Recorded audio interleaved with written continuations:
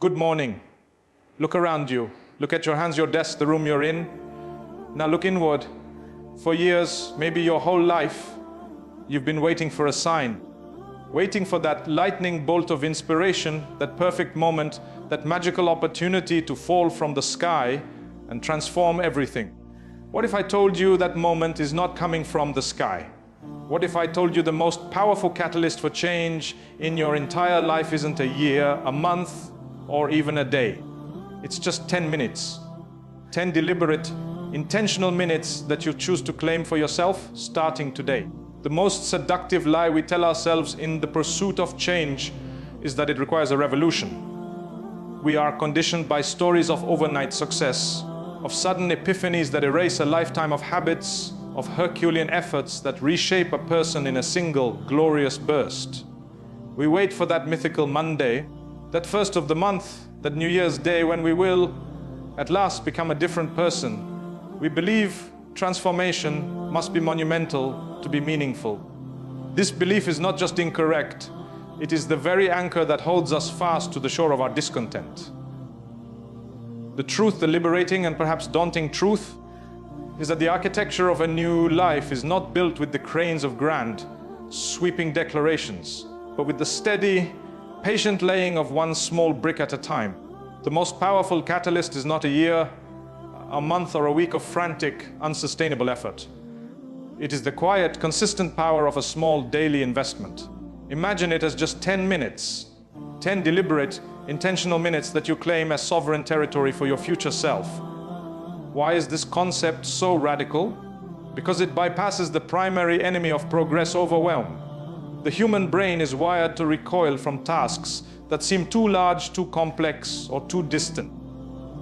When you look at the summit of the mountain, the 50 pounds you want to lose, the business you want to build, the novel you want to write, the peace you crave, the distance seems impossible.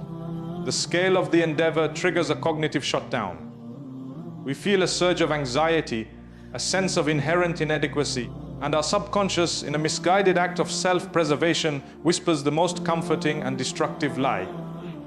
It's too much, you can't do it. Why start now? Wait for a better time. And so we don't start. We remain in the familiar discomfort of the known, which feels safer than the certain failure of the unknown. But 10 minutes. The mind does not panic at 10 minutes. It is a negligible sliver of time, easily found in the margins of a day.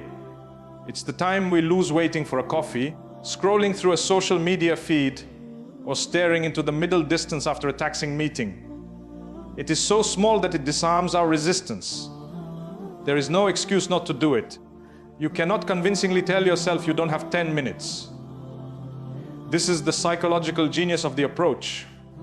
By making the commitment infinitesimally small, you outsmart the part of you that is terrified of failure and change. You are not asking yourself to run a marathon, you are asking yourself to tie your running shoes. And in that simple, almost effortless act, a profound shift occurs. This is where we encounter the silent, unstoppable magic of the compound effect. We understand this principle in finance, that a small amount of money, invested consistently over time, grows exponentially into a fortune. The same immutable law governs every aspect of human endeavor. A 10-minute walk today feels like nothing. But repeated daily for a year, it reshapes your cardiovascular health, your muscle tone, and your mental clarity. Writing one single paragraph feels insignificant, but in a year, those daily paragraphs become a 365-page manuscript. 10 minutes of practicing a language feels like child's play. But in a year, you move from fumbling greetings to holding a basic conversation. The growth is not linear, it is geometric. Each day's small effort builds upon the foundation of the previous day, creating a momentum that becomes increasingly powerful and self-sustaining.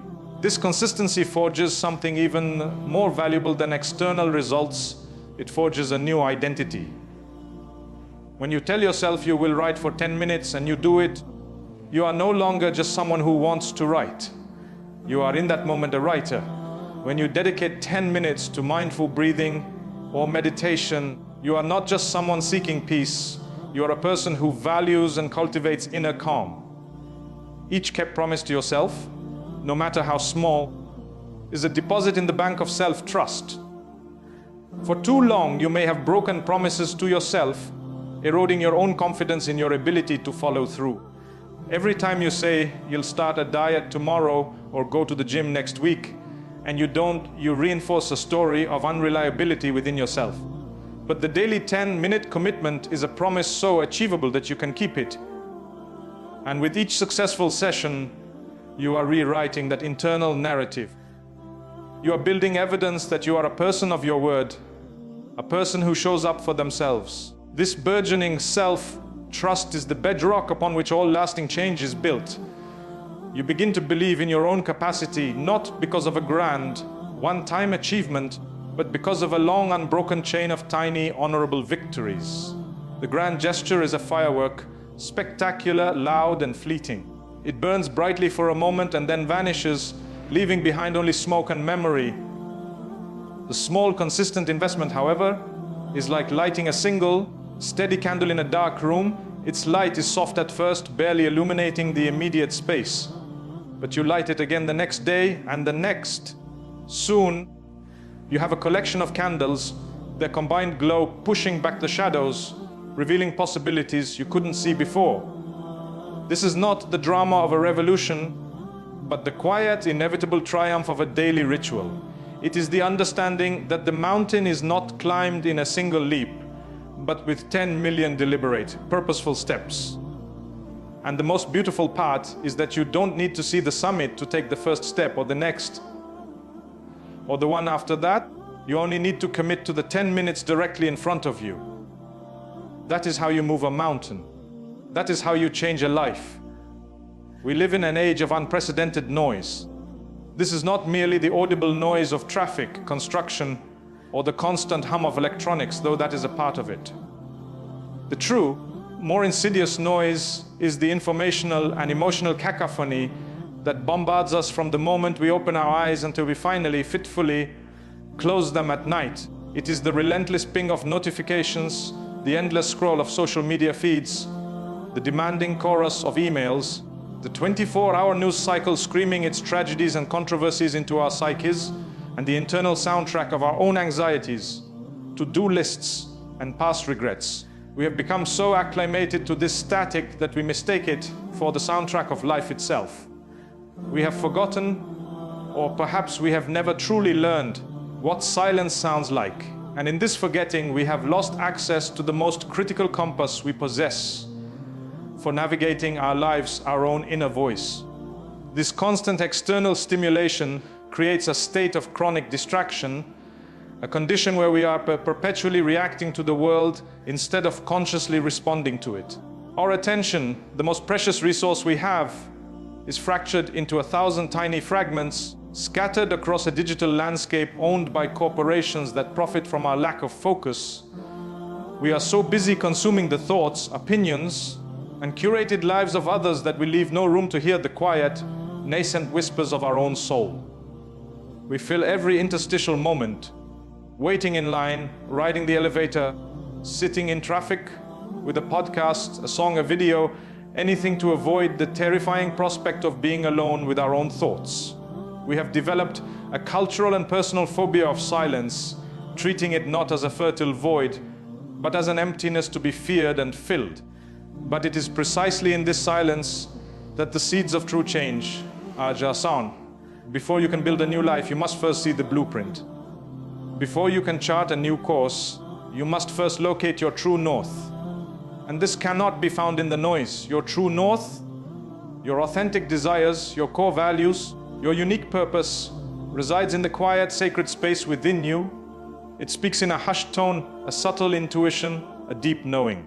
Its voice is easily drowned out by the blaring horns of external demands and expectations. Therefore, the first and most radical act of self-reclamation is not to do anything, but to stop, to unplug, to deliberately and courageously step out of the current and onto the riverbank, if only for a few minutes each day. This act of unplugging is the foundational practice. It is not passive, it is an active and disciplined withdrawal from the sensory overload of modern life. It is the conscious decision to turn off the smartphone, to close the laptop, to step away from the television, and to sit, perhaps for the first time all day, in a state of intentional stillness. For the first few moments, it will feel alien, even uncomfortable. The mind, like a wild horse suddenly released from its harness, will buck and rear. It will throw a torrent of thoughts at you. Anxiety about a work project, a reminder to buy milk, a replay of an awkward conversation from 5 years ago. This is normal. This is the residue of the noise you are leaving behind. The goal is not to stop the thoughts, but to stop actively feeding them. You are not trying to empty the mind. You are simply choosing to stop adding new content to it. In this space of chosen quiet, a gradual settling occurs. The frantic mental chatter begins to slow, like snow globes after being shaken. The particles of anxiety and distraction slowly drift down, and the water clears. It is in this newfound clarity that you can begin to hear yourself. This is not an esoteric concept. It is a physiological and psychological reality. When you remove the external stimuli, your nervous system downshifts from the sympathetic fight or flight state to the parasympathetic rest and digest state. Your heart rate slows, your breathing deepens, and your brain waves change. The prefrontal cortex, the seat of self-awareness, executive function, and long-term planning can finally come online without being hijacked by the amygdala, the brain's fear center. This is the stage for the honest conversation. In the quiet, you can finally pose the questions that matter, not as items on a productivity list, but as gentle, open-ended inquiries to your deepest self. What brings me joy? Not just momentary pleasure. What makes me feel truly alive? What am I genuinely passionate about when no one is watching? What pain do I need to acknowledge and heal?